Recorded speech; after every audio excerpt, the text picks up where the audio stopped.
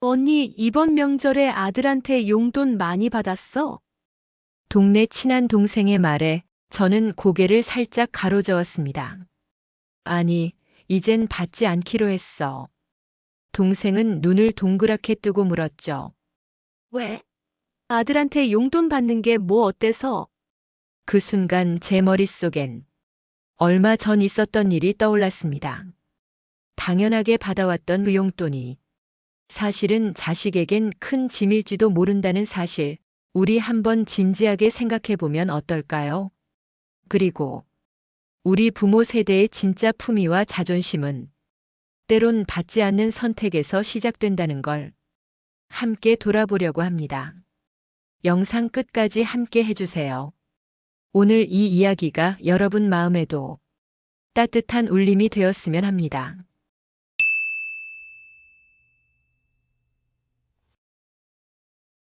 지난달 어느 일요일 오후 갑자기 초인종이 울렸습니다. 현관문을 열었더니 아들이 웃고 있더군요. 양손엔 두유 한 팩과 봉투 하나가 들려 있었습니다. 엄마, 이거 이번 달 용돈이에요. 저는 깜짝 놀라 말했죠. 아니, 너 이번 달에 직장도 그만뒀다면서. 지금 당장은 알바로 겨우 버틴다더니 이걸 왜 가져왔어? 아들은 말없이 웃으며 봉투를 내밀었습니다. 엄마도 생활비 있어야지. 그냥 받으세요. 다음 날 아들이 깜빡 두고 간 지갑을 조심스레 열어봤습니다. 카드 2장, 주름진 버스 정기권, 그리고 구겨진 10,000원 한 장. 그게 다였습니다. 그 순간 가슴이 철렁 내려앉았습니다. 아직 월세방에 사는 내 아들이 자기 생일에도 본인을 위한 선물 하나 없이 생활비에 보태라고 제 손에 용돈을 쥐어줬을 때의 표정이 잊히지가 않았어요. 편의점 알바를 하면서 차가운 도시락으로 끼니를 때우며 나에게 줄 용돈을 모아왔다고 생각하니 가슴이 미어졌어요. 그날 밤 저는 한참을 멍하니 앉아 있었습니다. 봉투를 꺼내 다시 펼쳐보며 자기 밥값은 줄여도 나에게 주는 돈만큼은 줄이지 않으려 애쓴 내 아이. 그 마음이 느껴지니 눈물이 나더군요.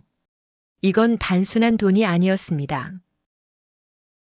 자식의 고단한 하루하루, 그 속에 스며든 사랑의 무게였습니다. 그제서야 깨달았습니다. 자식이 주는 돈이 단지 경제적 도움 그 이상의 마음의 표현일 수도 있다는 걸. 그럼에도 불구하고 그 마음을 계속 받는 것이 과연 옳은가? 저는 깊은 고민에 빠졌습니다. 아들이 남기고 간 그 봉투가 제 손 안에서 너무나 묵직하게 느껴졌습니다. 이제부터 이 아이 돈은 이 아이 삶에 쓰게 해줘야겠다. 그리고 속으로 수없이 되뇌었습니다. 애가 얼마나 힘들었을까? 결국 저는 휴대폰을 들어 아들에게 조용히 문자를 보냈습니다. 아들아, 엄마 그 돈 다시 돌려주고 싶다. 너 그 돈으로 내 월세에 보태. 엄마는 정말 괜찮다. 엄마는 내가 무리하는 게 더 속상해. 전송 버튼을 누르고 한참을 멍하니 바라봤습니다. 한참 동안 답장이 없었어요. 그저 말없이 휴대폰만 바라보며 시간을 보냈죠. 답장은 오지 않았습니다. 시간이 흘러 시계는 자정을 넘기고 휴대폰이 조용히 진동했습니다. 아들의 답장 한 줄. 엄마, 사실 요즘 나 진짜 빠듯했어요. 근데 내가 엄마의 자랑이었으면 좋겠어서 무리했어요. 아들의 문자를 읽는 순간 제 눈에 눈물이 고였습니다. 아들이 그렇게 속으로 힘들어하면서도 그 마음을 숨기고 용돈 봉투를 내밀던 그 장면이 떠올랐습니다. 알고 보니 아들은 최근 취업 준비를 다시 시작하면서 매일 아침 도서관에서 공부하고 저녁엔 편의점에서 알바를 뛰며 시간을 쪼개 쓰고 있더라고요. 그 하루하루가 얼마나 치열했을까요? 그 바쁜 와중에도 엄마가 자랑스러워했으면 좋겠다. 이 한마디.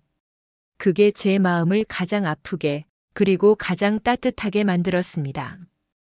그날 저는 그 짧은 문장을 여러 번 다시 읽었습니다. 내가 엄마의 자랑이었으면. 그 말 속에는 아들의 자존심, 미안함, 애틋함, 사랑. 수많은 감정이 한꺼번에 담겨 있었던 것 같았습니다. 아들이 무리해서 용돈을 준 이유는 단지 자식 노릇을 하려는 게 아니었습니다. 스스로 부족하다고 느끼는 자존감을 부모님께 인정받고 싶다는 간절한 마음으로 채우려 했던 거죠. 아이는 회사도 그만두고 아르바이트를 하는 처지였고 뭐 하나 뚜렷하게 내세울 수 있는 게 없다고 생각했겠지요. 그러니 나에게 준 그 작은 봉투가 아이에게는 자격을 증명하는 자랑이자 엄마 앞에 내놓고 싶은 훈장이었을지도 모릅니다. 저는 휴대폰을 손에 쥐고 한참을 앉아 있었습니다. 가슴이 아리도록 먹먹했죠. 얘가 얼마나 스스로를 다그치며 살았을까? 왜 나한테조차 괜찮다는 말을 못했을까? 그 짧은 답장 안에 아들의 자존심과 불안, 그리고 부모에게 자랑이 되고 싶은 아들의 깊은 마음이 고스란히 담겨 있었던 겁니다. 혹시 여러분도 자식이 무언가를 건넬 때 그 물건보다 더 깊은 속마음을 느껴본 적 있으신가요? 아이가 말하지 않아도 괜찮다는 말 속에 담긴 도와줘의 신호를 놓친 적은 없으셨나요? 며칠 뒤 아들이 다시 집에 왔습니다. 식탁에 앉아 따끈한 된장찌개를 한 숟갈 떠먹더니 조심스럽게 제 눈치를 보더군요. 엄마, 지난번 문자요. 제가 너무 감정적으로 보낸 것 같아서 괜히. 저는 말없이 고개를 저었습니다. 그리고 아들의 손등을 슬며시 감싸 쥐었습니다. 아니야. 엄마는 내 문자 받고 너무 고마웠단다. 엄마가 꼭 필요했던 건 돈이 아니라 내 마음이었어. 아들은 말없이 고개를 숙였습니다. 그 순간 저는 결심했던 말을 꺼냈습니다. 앞으로는 용돈 안 줘도 돼. 엄마 아직 괜찮고. 엄마가 바라는 건 그냥 내가 내 삶을 후회 없이 사는 거야. 무리하지 않아도 돼. 엄마는 내가 자랑이야. 지금 이대로도. 아들은 말이 없었습니다. 그저 눈시울이 살짝 붉어졌고 저는 그 모습만으로도 뭉클해졌습니다. 부모는 자식에게 돈보다 더 귀한 걸 받고 싶은 존재입니다. 내 자식이 이 세상에서 기죽지 않고 자신 있게 살아가는 모습, 그게 바로 우리가 바라는 가장 큰 선물이 아닐까요? 우리가 당연하게 받아왔던 그 용돈. 그 안엔 사실 자식의 자존심과 인정받고 싶은 마음, 그 모든 게 들어 있었는지도 모릅니다. 혹시 지금 여러분도 자녀에게 용돈을 받으며 마음 한켠이 무거우셨던 적 있으신가요? 아니면 자식에게 솔직한 속마음을 아직 한 번도 전하지 못하셨던 적은요? 이번 주말엔 한번 말해보세요. 엄마는 괜찮아. 너는 내 삶을 우선으로 살아줘. 그 말 한마디에 자식은 세상을 살아가는 큰 용기를 얻게 될지 모릅니다. 자식이 주는 돈보다 더 소중한 건 그 아이가 꺼내는 마음의 조각들입니다. 그리고 부모가 줄 수 있는 최고의 선물은 그 마음을 부담이 아닌 사랑으로 받아줄 수 있는 따뜻한 말 한마디입니다. 처음에는 매달 꼬박꼬박 보내오는 돈 받을 때마다 고맙고 뿌듯하죠. 얘가 이제는 엄마한테도 용돈을 줄 만큼 컸구나. 라는 생각에 감동이 밀려오죠. 작은 액수라도 자식이 주는 용돈은 정말 특별하잖아요. 정성과 사랑이 담겨 있으니까요. 하지만 사실 우리 부모들은 자식에게 많은 걸 바라지 않잖아요. 단지 무리하지 않고 힘들지 않고 잘 살고 있구나 하는 모습만 보아도 그게 최고의 선물이죠. 우리가 자식에게 받는 용돈이라는 건 사실 돈의 문제가 아닙니다. 자식이 주는 용돈보다 더 소중한 건 결국 서로의 마음을 헤아리는 일이었습니다. 그 안에는 자식의 자존심, 책임감, 그리고 사랑이 담겨 있죠. 하지만 그 마음이 너무 무거워져서 아이들이 부담의 무게로 짓눌린다면 우리는 진짜 부모로서 어떤 선택을 해야 할까요? 그 마음을 알아주는 것, 그리고 그 짐을 덜어주는 것. 그것이야말로 진정한 부모의 사랑 아닐까요? 나는 자식에게 더 이상 용돈을 받지 않기로 했습니다. 대신 그 아이가 힘들 땐 기대어 올 수 있는 따뜻한 어깨가 되어주기로 했습니다. 돈이 아닌 마음으로 연결된 부모 자식 사이. 그 관계가 오래도록 끈끈하고 따뜻했으면 좋겠습니다.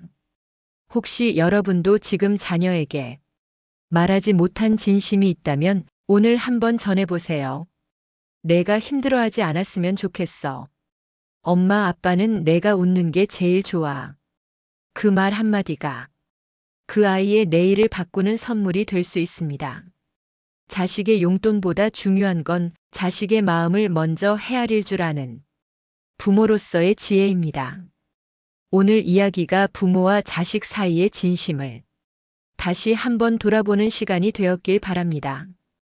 저도 여러분도 그리고 우리 자녀들도 서로의 마음을 더 잘 알아가는 길 위에 있기를 바랍니다. 이 영상이 마음에 닿았다면 좋아요와 구독으로 함께 마음을 나눠주세요. 그리고 생각나는 분에게 공유해주세요.